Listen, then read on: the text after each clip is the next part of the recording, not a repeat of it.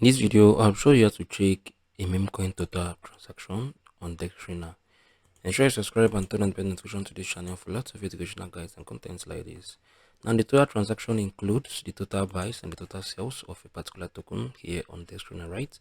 So, for you to be able to check the total transaction of a token or a Memecoin on Dexscreener, you're going to select any of them right here. Let's say I want to select this, right? Okay, I'm going to select this. Now, for us to see the total transaction of this Memecoin, we're going to come on here to this tab, right?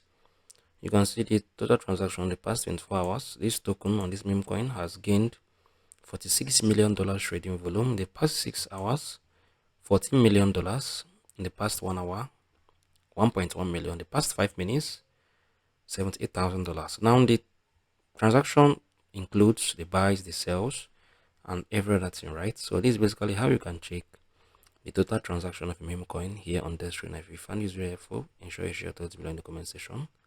I'm gonna see you guys in the very next one.